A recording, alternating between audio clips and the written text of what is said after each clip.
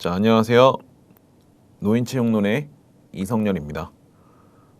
자, 오늘 핵심 특강 첫 번째 시간 가져볼 텐데요. 오늘 핵심 테마 1번 노화의 특성에 대해서 살펴보도록 하겠습니다.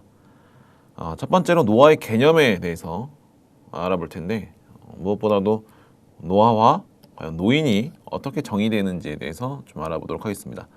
노화라는 것은 어떤 시간의 흐름에 따라서 어떤 생체의 어떤 구조와 어떤 기능이 말 그대로 쇠퇴하는 현상을 노화라고 얘기를 해주고 있습니다. 자, 이번에 노인이 또 나와 있는데요. 사전적 의미는 나이가 들어감에 따라서 어떤 늙은 사람이라고 얘기를 해주고 있고, 통상적인 의미로서는 어떤 생물학적 연령을 어떤 기준으로 해가지고 몇 세? 65세 이상을 어떤 노인으로 분류를 해주고 있다라고 얘기를 해주고 있습니다. 옆에 보시면 심화 포인트에 어떤 국제 노년 학회에서 정의하고 있는 노인의 어떤 정의가 나와 있는데요. 이걸 한번 살펴보도록 할게요. 그래서 어떤 환경 변화에 적절히 반응할 수 있는 조직의 기능이 쇠퇴하고 있는 사람이라고 얘기를 해주고 있고요. 두 번째 보면은 신체에 대한 자체 통합력이 쇠퇴하고 있는 사람, 그리고 세 번째 인체 기관 어떤 조직이나 기능이 쇠퇴하고 있는 사람을 노인이라고 얘기를 해주고 있고, 네 번째 보면은 생활상의 어떤 적응 능력이 감퇴하고 있는 사람, 그 다음에 마지막으로 인체 조직의 예비 능력이 감퇴해서 적응력이 떨어지는 사람이라고 얘기를 해주고 있습니다. 이와 같이 어떤 노화와 노인이 정의되고 있고, 다음은 어떤 노화의 어떤 분류가 어떤 식으로 이루어지고 있는지에 대해서 좀 알아보도록 하겠습니다. 첫 번째 보면은 연령, 다시 말해서 생활 연령에 따라서 분류를 해주고 있는데 크게 네 가지: 연소 노인, 그 다음에 중고령 노인, 고령 노인, 초고령 노인이라고 보시면 될 것 같고, 연소 노인 같은 경우는 65세에서 74세를 의미해주고 있고, 사회에서 아직까지 일을 하고 있습니다. 물론 어떤 정년이 된다고 하면은 은퇴를 할 수 있겠지만 그 이후에 정년 이후에도 일을 하면서 그들의 어떤 삶에 있어서 계속해서 절정기에 놓여 있는 사람을 어떤 연소 노인이라고 얘기를 해주고 있고요. 니은에 보면 중고령 노인, 75세에서 85세라고 얘기를 해주고 있고, 퇴직한 사람이 대부분이죠. 이때 되면은 보통 이제 본인의 어떤 자영업이 아닌 이상은 대부분 퇴직한 사람이 대부분이라고 얘기를 해주고 있습니다. 근데 건강 상태가 매우 양호하다라고 얘기를 해주고 있고, 취미 생활을 할 정도의 어떤 풍부한 어떤 시간을 가지고 있는 노인을 우리가 중고령 노인이라고 어떤 얘기를 해주고 있습니다. 세 번째로 고령 노인이라고 얘기를 해주고 있는데요. 이때부터 이제 신체적으로 노쇠한다고 보시면 될 것 같은데, 보통 85에서 99세를 고령 노인으로 정의를 내리고 있습니다. 사실상 더 이상 일을 하기가 좀 보편적으로 좀 어려워지고, 신체적으로 노쇠하고 어떤 질병에 걸린 경우가 많고, 가장 고단하고 외로우며 가장 약한 노인이라고도 얘기를 해주고 있습니다. 자, 마지막으로 초고령 노인, 우리 이제 100세 시대를 이제 진입하고 있는 저희가 이제 세대를 살고 있는데, 어떤 신체의 움직임이 많이 없고, 그다음에 인체의 어떤 기관이나 조직이 더 이상 그 기능을 하지 않는 것을 초고령 노인이라고 얘기를 해주고 있습니다. 이것이 바로 연령, 그러니까 보통 생활 연령에 따른 어떤 분류에 따른 어떤 노화의 분류라고 보시면 될 것 같고, 어떤 두 번째는 기능적, 말 그대로 신체 연령에 따른 분류라고 보통 얘기를 해주고 있고요. 나이와 어떤 성별을 어떤 기준으로 한 어떤 기능적 체력, 어느 정도의 어떤 기준이 있을 건데, 그 기준에 따라서 어떤 노인을 규정하는 연령이라고 얘기를 해주고 있는데, 예를 통해서 좀 설명을 드릴게요. 예를 들어서 80세 여성이 어떤 60에서 64세 정도의 연령의 어떤 집단의 유산소 어떤 지구력을 능력을 가지고 있다고 하면은, 어떤 유산소 지구력에 한해서는 그 사람은 어떤 기능적 연령이 60에서 64세에서 해당된다는 것이 바로 어떤 기능적, 신체 연령에 따른 어떤 분류라고 보시면 될 것 같습니다.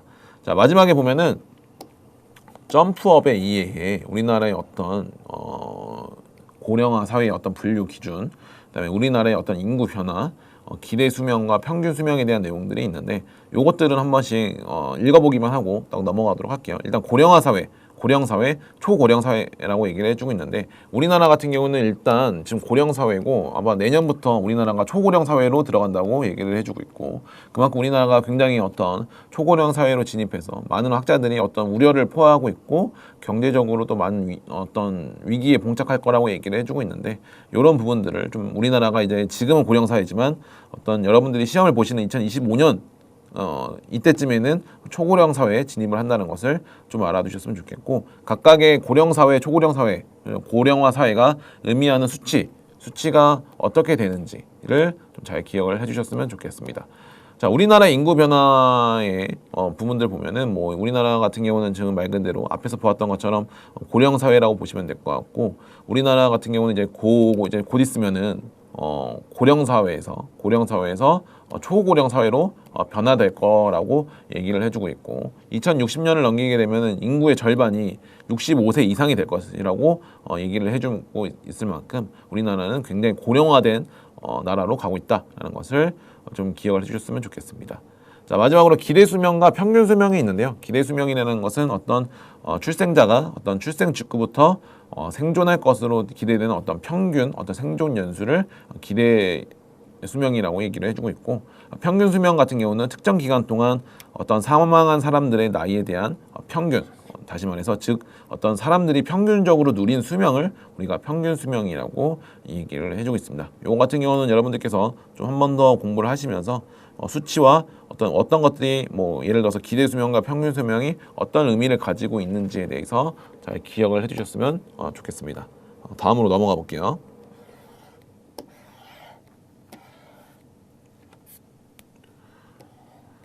자, 노화의 유형에 대해서 좀 살펴볼 텐데 크게 세 가지로 나뉘고 있습니다. 그 가지 병적 노화, 그리고 생물적 노화, 성공적 노화로 나누고 있는데 그리고 첫 번째는 병적 노화입니다.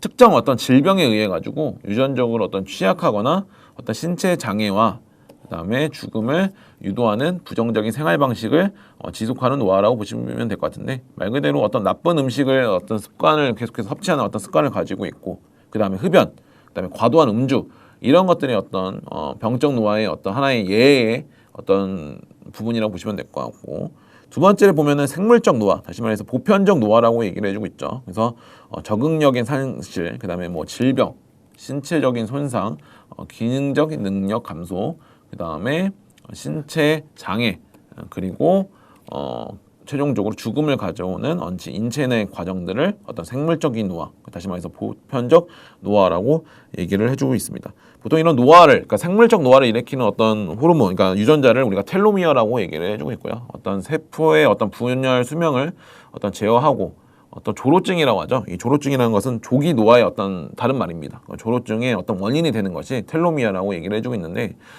이 보편적인 노화에 대한 부분이 나왔기 때문에 우리가 좀 약간 이 노화 유형을 좀 더 계속해서 배우기 전에 어떤 생물학적 노화의 어떤 특성을 좀 살펴볼 텐데 네 가지가 있습니다. 첫 번째가 보편성, 두 번째가 내인성, 세 번째가 쇠퇴성, 그다음에 네 번째가 점진성이고 이게 2년 연속 2023년과 2024년에 출제되었기 때문에 좀 약간 여러분들이 좀 잘 살펴볼 필요가 있어요. 보편성 같은 경우는 어떤 노화에 따른 변화는 어떻게든 누구에게나 동일하게 일어난다는 것이 보편성에 대한 설명이고요. 내인성이라는 것은 노화라는 것은 질병이나 사고가 아니고 어떤 내적인 변화에 의존한다는 것이 어떤 노화의 부분이고 쇠퇴성이라는 것은 노화라는 것은 어떤 신체 기능에 어떤 부정적인 영향을 미쳐 궁극적으로 사망을 초래한다는 것이 바로 쇠퇴성에 대한 부분입니다. 마지막으로 점진성이라는 것은 노화에 따른 어떤 변화는 연령이 증가함에 따라서 굉장히 심해지게 되고 절대 불가능하다, 그러니까 회복이 불가능하다고 얘기를 해주고 있습니다. 이런 부분에 의해서 페르비, 르하는과 예터 같은 경우는 어떤 노화에 따른 어떤 장애 과정 모델에 대해서도 설명을 해주고 있고 그 부분이 2024년에 어떤 문제로 기출이 되었어요. 한번 볼게요. 일단 첫 번째로 사람이 병에 걸리게 되겠죠. 노화가 되면은 병에 걸리게 될 것이고 그에 따른 병에 따른 어떤 손상이 발생하게 될 거예요. 부분이고, 그 다음에 그 손상에 따른 어떤 기능적인 제한이 발생할 겁니다. 기능적인 제한이 발생할 거고, 그 기능적인 제한은 결국적으로 뭐를 발생시킨다? 장애를 발생시킨다는 것이 바로 어떤 장애 과정 모델에 대한 어떤 설명이고, 이 부분들이 2024년에 어떤 기출로도 나왔기 때문에 여러분들께서 이 부분을 학습을 하셔야 할 것으로 예상이 됩니다.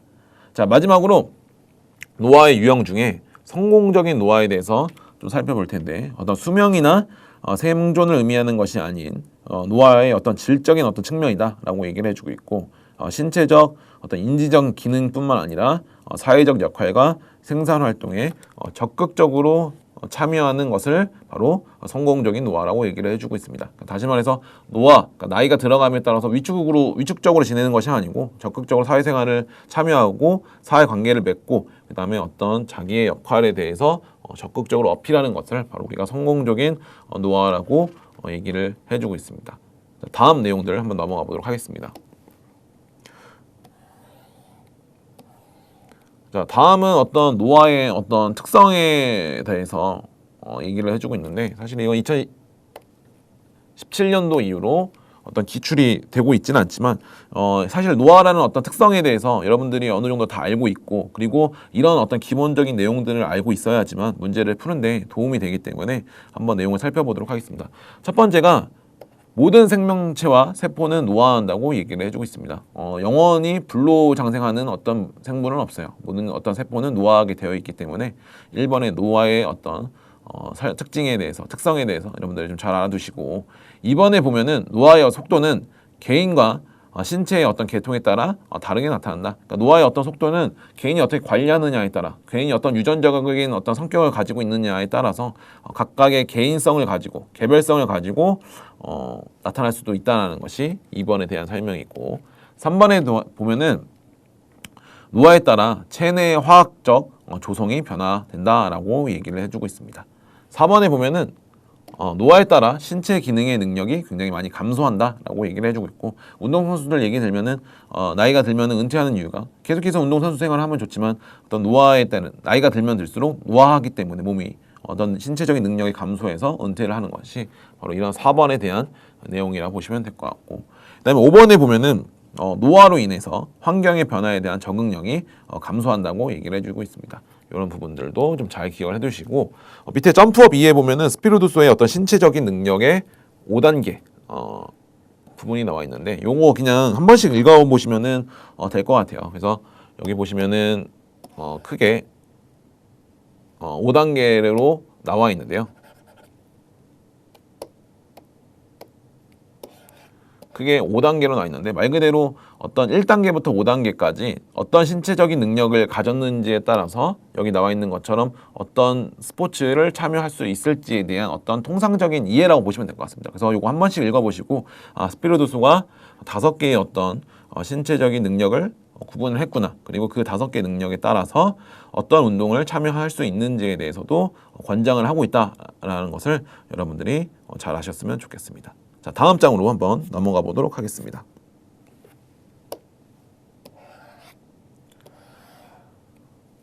자, 이거는 이제 노화의 변화에 대해서 좀 알아보도록 할 텐데, 매년 이제 출제될 만큼 굉장히 중요한 부분이라고 보시면 될 것 같습니다. 그래서 노화의 변화, 노화에 따라서 어떤 부분이 발생을 하게 되는지, 크게 뭐 어떤 심혈관계나 호흡계, 그 다음에 어떤 근육, 신경계, 그 다음에 체력적인 부분들에 대해서도 약간 특징을 설명해주고 있는데, 특히 제일 중요한 게 심혈관계 변화가 가장 두드러지게 나타났고, 저희 어떤 노인체육 어떤 론에서도 가장 많이 어떤 중점으로 기출도 되고 있는 부분이기도 합니다. 그래서 여러분들 좀 잘 살펴봤으면 좋겠고, 일단 중추적인 변화와 그 다음에 말초적인 변화가 있습니다. 중추적인 변화라고 하면은 말 그대로 첫 번째, 최대 심박출량이 감소하게 된다라고 기억을 해주셨으면 좋겠고, 두 번째, 최대 1회 박출량이 감소하게 된다라고 보시면 될 것 같습니다. 그 다음에 세 번째는 최대 심박수가 감소하게 되고, 그 다음에 네 번째, 최대 산소 섭취량의 점진적인 감소가 발생하게 된다.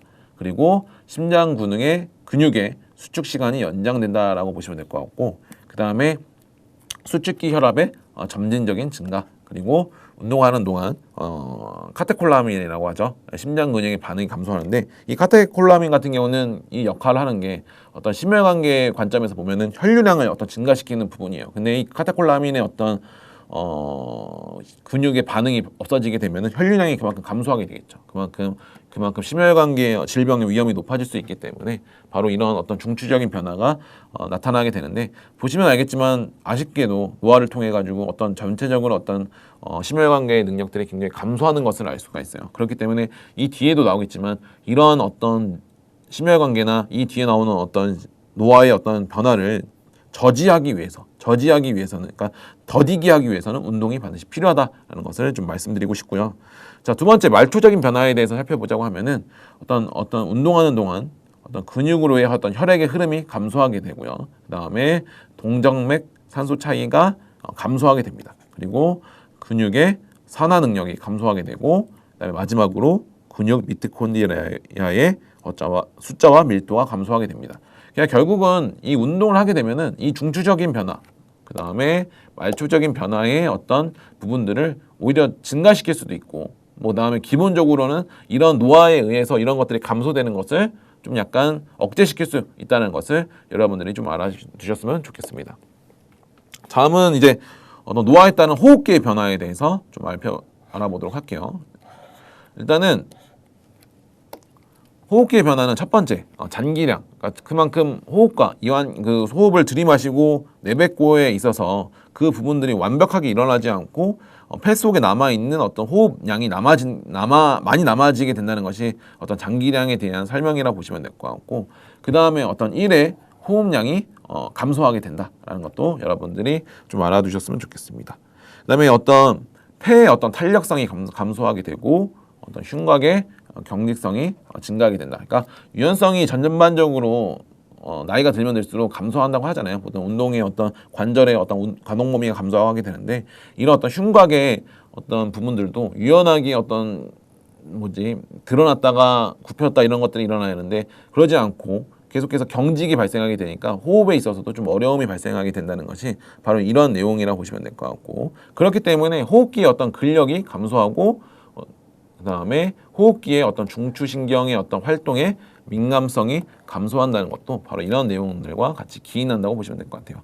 그 다음에 디귿에 보면은 어떤 생략적 사강의 증가라고 얘기를 해줬습니다. 이 사강이라는 말이 좀 어려울 수 있는데, 어떤 폐에서 호흡하는 어떤 공간에 어떤 말 그대로 폐의 기능을 하지 않는 어떤 죽은 공간이라고 보시면 될 것 같은데, 이런 사강에 대한 공간들이 노화가 진행되면 될수록 많이 생긴다라는 것이 바로 어떤 노화에 있어서의 어떤 호흡기에 대한 변화라고 보시면 될 것 같고, 자, 3번에 보면은 노화와 관련된 어떤 근육에서의 변화라고 얘기를 해주고 있습니다. 기억에 보면은 근육량의 어떤 감소, 그리고 운동 단위의 감소가 어떤 근육에서의 변화라고 보시면 될 것 같고, 니은에 보면은 어떤 근력, 그 다음에 근파워, 어떤 근지구력이 감소한다고 얘기를 해주고 있습니다. 그 다음에 디귿에 보면은 근육의 어떤 미토콘드리아의 유산소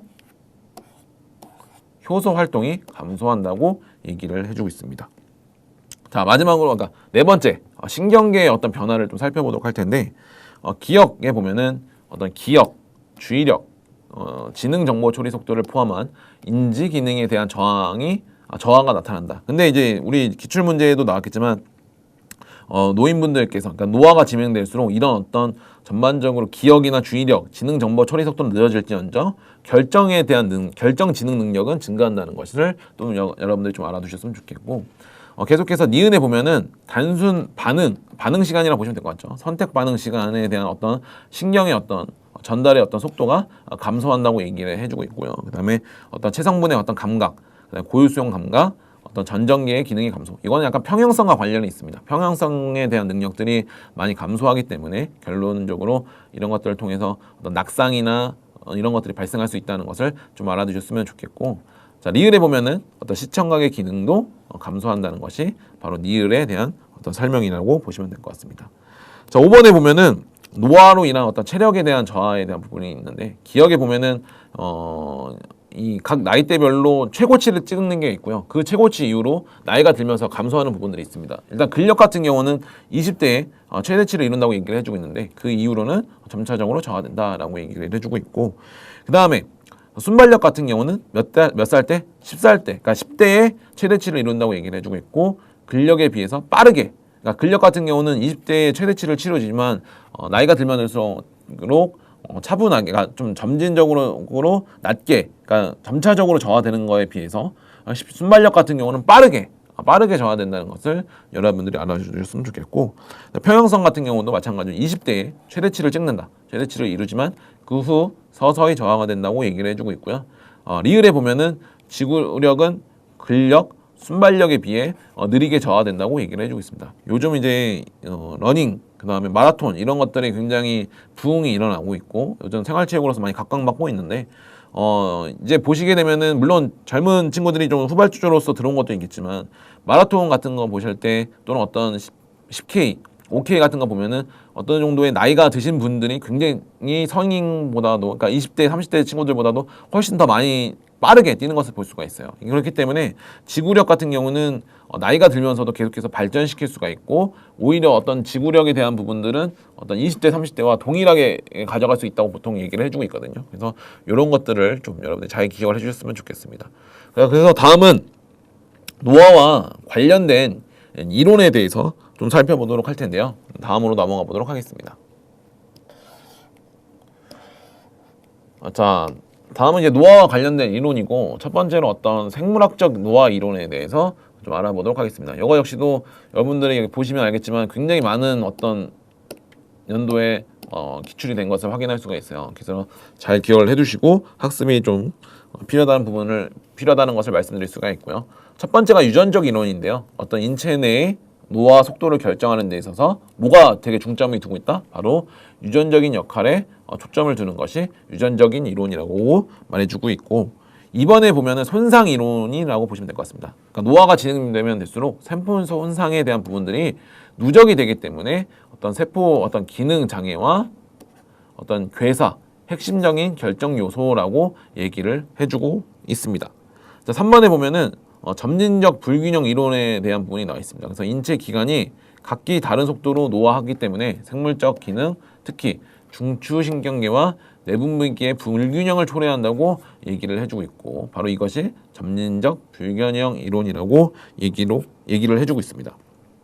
다음은 이제 교차 결합 이론인데요. 요거에 요즘 이제 뜨고 있는 어떤, 그러니까 각광받고 있는, 그러니까 주목받고 있는 한 이론이라고 보시면 될 것 같고, 기억에 보면은 나이가 들면서 결합 조직의 커다란 분자들이 서로 간에 교차 결합하면서 폐, 신장, 혈관, 소화계, 근육, 인내 어떤 건 등의 어떤 탄력성, 전반적인 어떤 신체 능력을 감소시킨다고 얘기를 해주고 있습니다. 이게 교차 결합 이론이고요.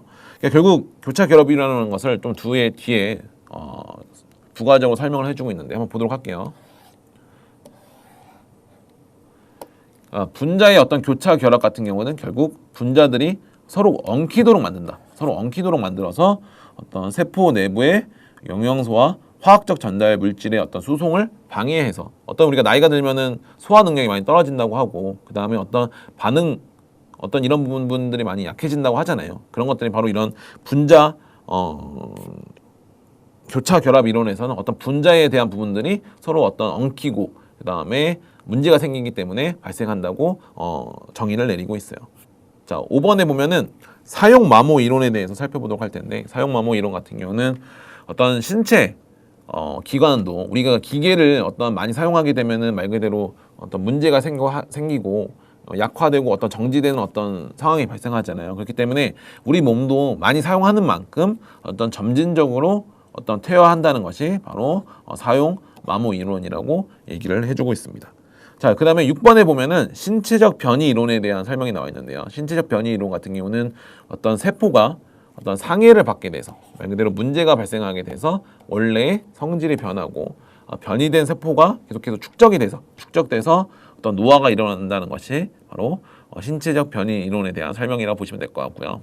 그다음에 7번에 보면은 면역 반응 이론이 있습니다. 이 면역 반응 이론 같은 경우는 항원, 이 항원이라는 것은 말 그대로 어떤 이물질, 하는 균이라고 보시면 될 것 같죠. 이런 것들이 노출되었을 때 어떤 동물체가 특별하게 대응하는 일련의 방어 반응을 보인다는 이론이 바로 면역 반응 이론에 대한 설명이라고 보시면 될 것 같습니다. 지금까지 이게 바로 우리 어떤 노화에 따른 어떤 생물학적 노화의 이론이라고 보시면 될 것 같고, 어떤 몸의 어떤 변화에 따른 이론, 그러니까 변화를 어떤 생물학적인 이론을 이런 식으로 구분할 수가 있어요. 그러면 다음으로 어떤 이제 심리학적 노화 이론은 무엇이 있는지에 대해서 좀 살펴보도록 하겠습니다.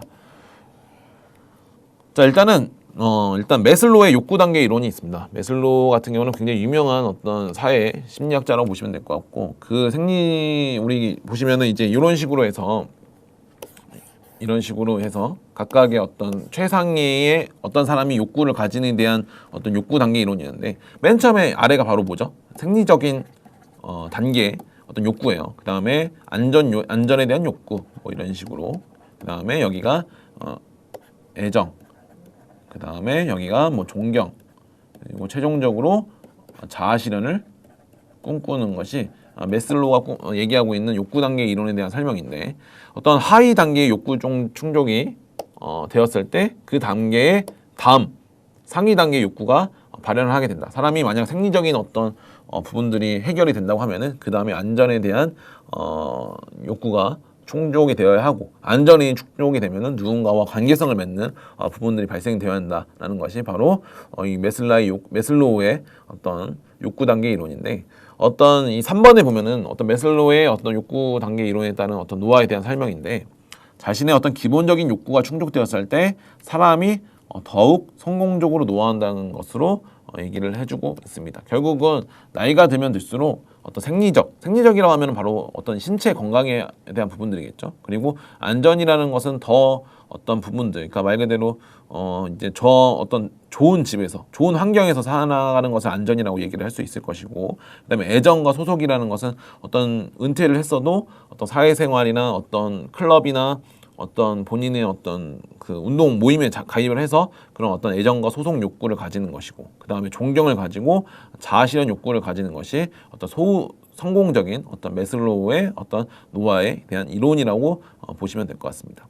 자, 두 번째로 이제 에릭슨의 심리사회적 단계 이론, 또 다른 말로 해서 자아 통합 단계 이론이라고 얘기를 해주고 있는데, 이런 발육 발달 단계에서 에릭슨의 어떤 심리적 사회 단계 이론은 굉장히 중요하다고 얘기를 해주고 있습니다. 그래서 뭐 성격 발달은 어떤 8단계를 거쳐서 진행된다고 얘기를 해주고 있는데, 사실 이제 에릭슨의 어떤 심리사회적 단계 이론 같은 경우는 또 공부를 해보신 분들은 알겠지만 어떤 이 20대 전까지에 대해서는 굉장히 디테일하게 설명이 되어 있지만, 20대 이후로 우리가 지금 배우고 있는 어떤 성인과 그다음에 중년과 노인에 대해서는 약간 설명이 조금 부족한 것은 사실이에요. 근데 그 부분들을 봤을 때 우리가 요번에 그렇기 때문에 이 문제가 나왔어요. 그래서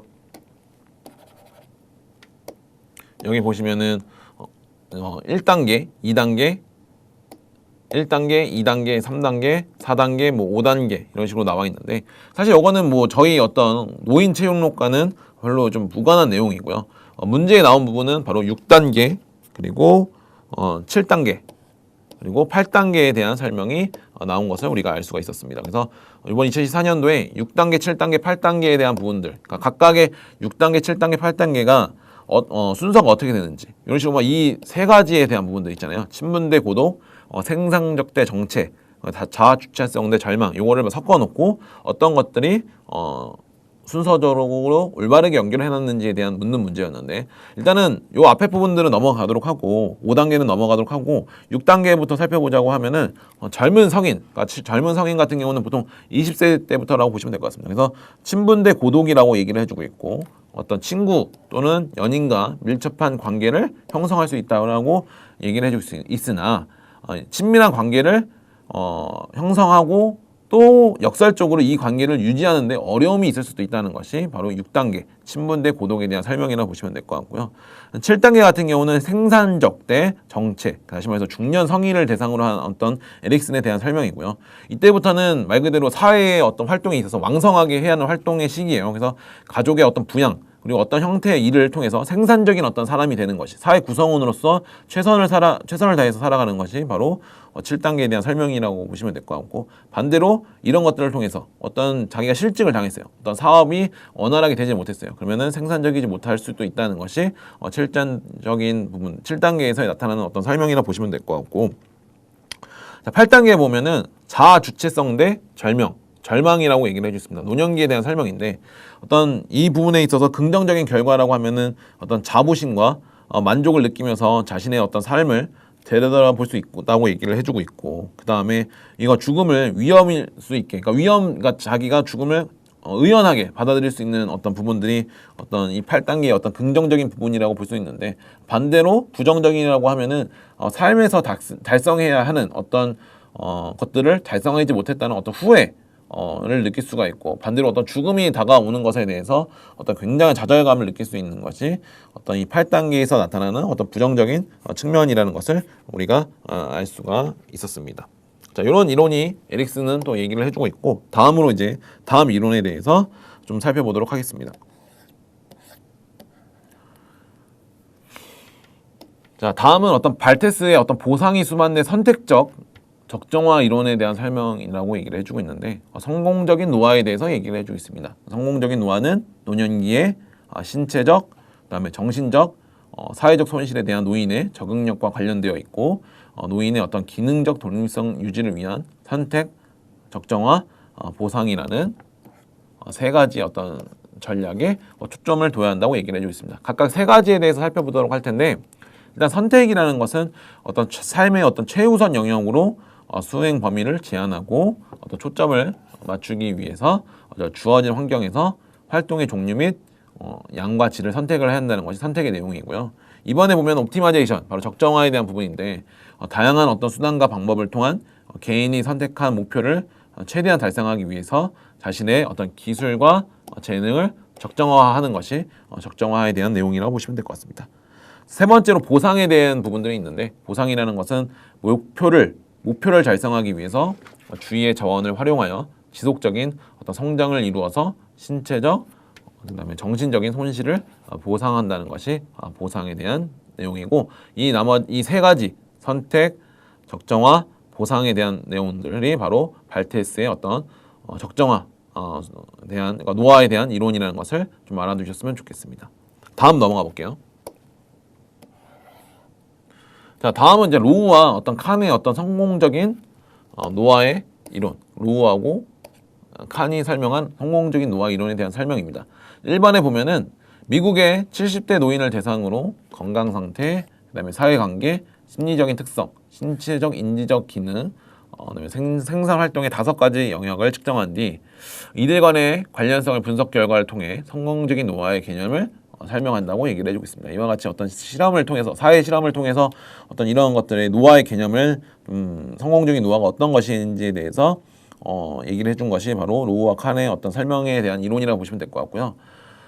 일단 질병이 없죠. 질병이 없는 상태로 정상적인 노화의 범주를 보통의 노화와 성공적인 노화로 구분한다고 얘기를 해주고 있고요. 그 다음에 세 번째 줄에 보면은 성공적인 노화는 높은 수준의 인지적 그리고 신체 기능, 그러니까 말 그대로 머리가 깨어 있고, 그러니까 머리라는 것이 어떤 본인의 어떤 기억과 이런 것들을 성공적으로 잘 가지고 있고, 그다음에 신체적인 기능을 잘 유지 및 그리고 사회적으로도 좋은 인간관계와 생산적인 활동에 적극적으로 참여하는 것을 바로 로우와 칸이 얘기하고 있는 성공적인 노화에 대한 이론의 주된 핵심이라고 말할 수가 있습니다. 자, 다음으로 넘어가 보도록 할게요. 자, 다음은 어떤 하비거스트가 얘기해주고 있는 발달 과업 이론에 대한 설명입니다. 어떤 생애 발달 단계가 생애 주기에 따라 6단계로 구분된다고 얘기를 해주고 있고, 어떤 노년기, 그러니까 노년기, 보통 우리 노인의 기준을 이제 65세라고 얘기를 해주고 있잖아요. 근데 여기 같은 경우는 56세를 이후로 어떤 발달 과업은 다음과 같다고 얘기를 해주고 있습니다. 그래서 첫 번째가 어떤 약화되는 신체에 대한 어떤 적응이 어떤 하비거스트가 얘기해주고 있는 노인의 어떤 첫 번째 발달 과업이라고 얘기를 해주고 있고, 두 번째 퇴직과 경제적 수입에 대한 적응. 예전같이 어떤 왕성하게 사회 활동을 할 수 없기 때문에 경제적인 수입이 많이 감소할 거고, 그거에 대한 적응이 필요하다고 얘기를 해주고 있습니다. 그리고 나이가 들면은 누군가는 죽게 되어 있고, 결혼을 했다고 했을 때는 배우자가 있을 거예요. 그 배우자가 죽음에 이를 수 있기 때문에 그 부분에 대해서 적응을 해야 한다고 얘기를 해주고 있습니다. 네 번째로 자기 동명배, 그러니까 자기의 어떤 나이대의 어떤 집단과 어떤 그 담을 쌓고 지내는 것이 아니고 유대 관계를 맺을 필요가 있다라고 보시면 될 것 같고요. 5번에 보면은 사회적 역할을 융통성 있게 수행하고 적응하는 것이 반드시 필요하다라고 보시면 될 것 같습니다. 그 다음에 생활에 적합한 물리적 생활 환경의 조성이라고 얘기를 해주고 있는데 5번에 대한 내용을 살펴보자고 하면은 나이가 들었다고 해서 어떤 집에만 있어서 소극적으로 활동하는 것이 아니고 밖에 나와서 적극적으로 사회 활동을 좀 할 필요가 있다. 그리고 내가 살아가는 데 있어서 어떤 의식주가 확실하게 해결돼야 한다는 것이 6번의 어떤 설명을이라고 보시면 될 것 같습니다. 그래서 하비거스트는 이와 같이 6개 정도의 어떤 발달 과업, 노화에 따른, 그러니까 노인에 따라서 노년기에는 이런 발달 과업이 반드시 필요하다고 얘기를 해주고 있습니다. 자, 다음은 팩은 또 어떤 식으로 발달 과업에 대한 부분들을 얘기해 오고 있는지 한번 보도록 할게요. 이 팩은 어떤 에릭슨이 가지고 있는 7단계 그리고 8단계 말 그대로 중년 그리고 중년 성인과 노년기를 통합을 시킨 거죠. 그래서 7, 8단계를 통합해 가지고 그거에 따른 7단계 인간 발달 이론을 제시했다고 얘기를 해주고 있고요. 노년기에 심리적으로 적응해야 할 과업으로 자화, 분화대, 직업 역할 몰두, 그다음에 신체 초월대, 신체 몰두, 자아 초월대, 자아 몰두라는 어떤 내용의 이론을 제시했다고 얘기를 해주고 있습니다. 이렇게 한 6명 정도의 어떤 이론에 대한 부분들을 살펴봤고요. 다음은 이제 사회학적인 노화 이론에 대해서 좀 살펴보도록 하겠습니다.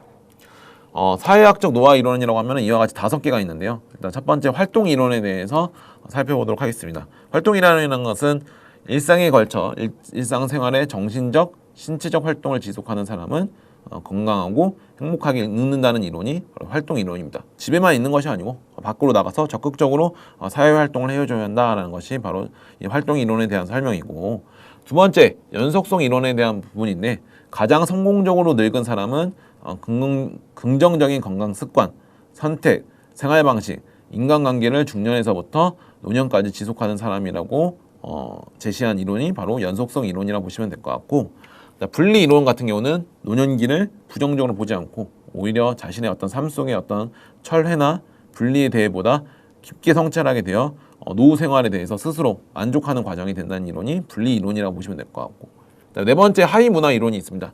공통된 특성을 가진 노인들이 집단을 형성하고 어떤 빈번한 어떤 상호작용을 통해서 그들의 어떤 특유의 고유한 어떤 행동 양식을 만든다는 것이 하위 문화 이론에 대한 설명이라고 보시면 될 것 같고요. 마지막은 현대화 이론입니다. 현대화 이론 같은 경우는 노인의 어떤 사회적 지위는 어떤 사회의 현대화 수준과 반비례하고 하락하고 노인 어떤 지위의 하락에 비례하여 노인 문제가 발생한다는 이론이 바로 현대화 이론에 대한 설명입니다. 이 부분들을 좀 잘 이해하셨으면 좋겠습니다.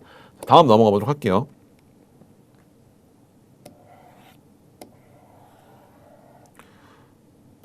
자, 다음은 이제 노화에 따른 어떤 신체적 그리고 심리적 그다음에 어떤 사회적 변화에 대해서 살펴보도록 할 텐데, 우리 앞에서 노화에 따른 어떤 그 전반적인 어떤 신체적인 변화에 대해서는 살펴봤기 때문에 그 내용과 약간 중첩되는 부분이 있어요. 그래서 다시 한번 좀 살펴보도록 할 텐데, 첫 번째 보면은 노화의 어떤 신체적인 특성의 부분들을 살펴보도록 하면은 1번에 신체 구조 및 기능에 저하된다고 얘기를 해주고 있습니다. 그래서 뭐 피부의 어떤 지방 조직의 감소, 그 다음에 세포의 감소, 그 다음에 뼈대와 수의근의 약화, 그 다음에 치아의 감소, 심장의 어떤 비대와 심장 박동이 약화된다고 얘기를 해주고 있고, 보시면 알겠지만 전반적으로 어떤 몸에 있던 칼슘과 어떤 수분 그리고 어떤 단백질 이런 어떤 부분들이 몸에서 빠져나가기 때문에 이런 식으로 어떤 신체 구조 및 어떤 기능이 감소한다고 얘기를 할 수가 있고요. 그렇기 때문에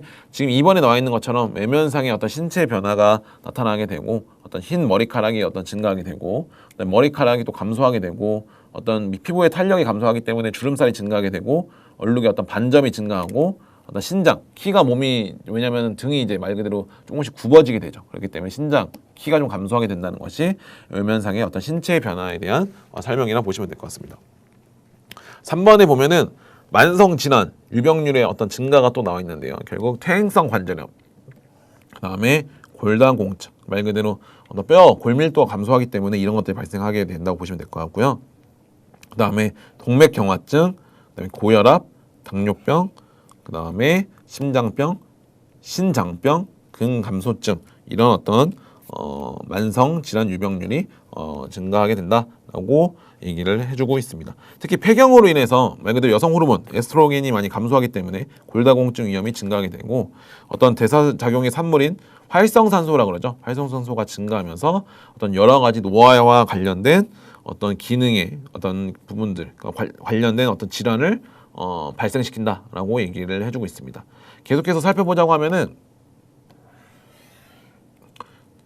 4번에 보면은 신경 기능이 저하되게 되고 인지 기능이 저하되고 반응 시간이 감소하게 되고 고유 수용성 감각이 감소하게 되고 전정계 기능이라고 해서 평형성에 대한 부분들이 있죠. 평형성 기능이 감소하고 어떤 시청각 기능이 감소하게 된다는 것이 바로 신경 기능의 저하에 대한 설명이라 보시면 될 것 같고요.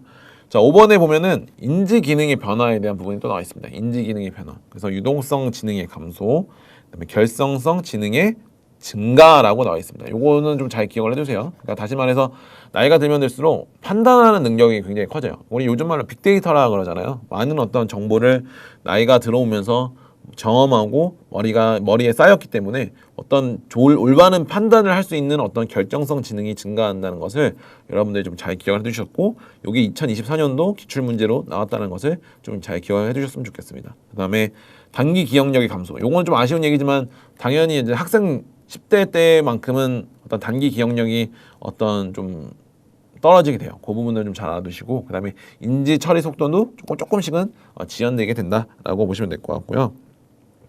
6번에 보면은 노인의 어떤 걷기, 다시 말해서 보행의 어떤 특성이 나타나게 되는데, 우리가 이제 노인분들이 어떻게 걷는지에 대해서 머릿속으로 떠올리면서 좀 살펴보자고 하면은 좀 더 이 내용들이 조금 확 와닿게 될 거예요. 기억해 보게 되면은 보행 높이, 그다음에 발과 발바닥의 간격이 감소한다. 그러니까 말 그대로 힘있게 발을 높게 들어서 내딛는 게 아니고 종종 걸음으로 걷는 것을 우리가 잘 노인분들의 보행의 특성으로서 확인할 수가 있고요. 그다음에 니은에 보면은 짧은 보폭, 그다음에 더 넓은 어떤 기저면의 형태가 나타나게 된다. 평형성에 대한 부분이 감소하기 때문에 그런 것들을 어떤 대안하기 위해서 이런 어떤 결과가 나온다고 보시면 될 것 같고요.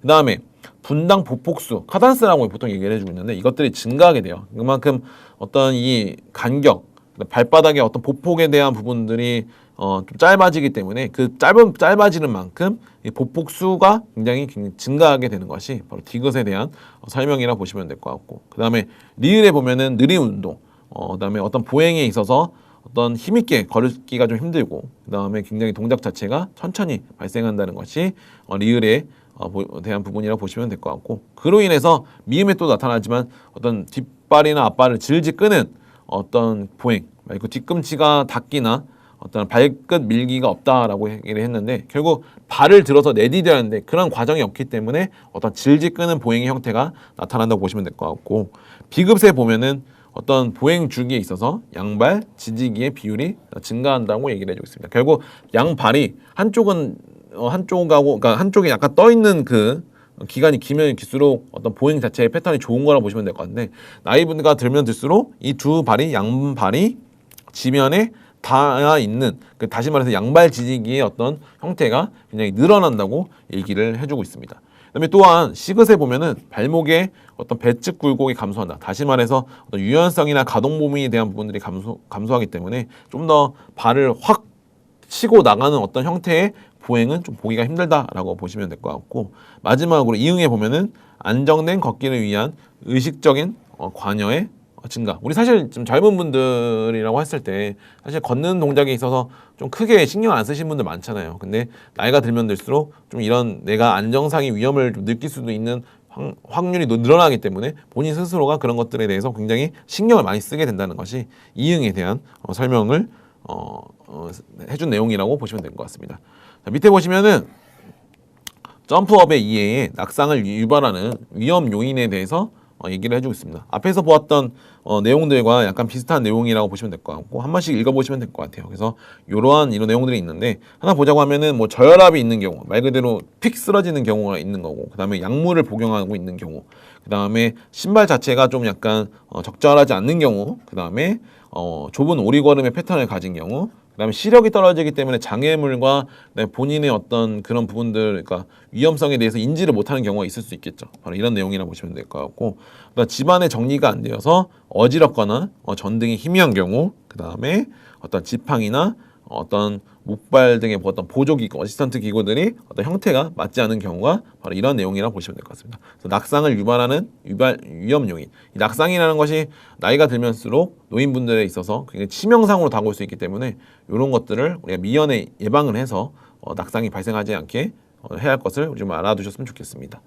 자, 그래서 마지막으로 노화의 어떤 심리적인 특징 그리고 사회적인 특징으로 해서 좀 살펴보도록 할 텐데, 일단은 심리적인 특징입니다. 심리적인 특징이라고 하면은 어떤 우울증의 어떤 경향과 소극적인 성향이 증가한다고 얘기를 해주고 있습니다. 이거는 되게 보편적인 거예요. 물론 안 그러신 분들도 있겠지만 일반적인 어떤 부분들로 통상적으로 봤을 때는 우울적인 경향과 소극적인 경향이 조금씩은 증가하게 된다라고 얘기를 해주고 있고, 2번에 보면은 의존성이 증가하게 된다. 그리고 조심성이 굉장히 많아지게 되는 것이 2번의 형태라고 보시면 될 것 같고요.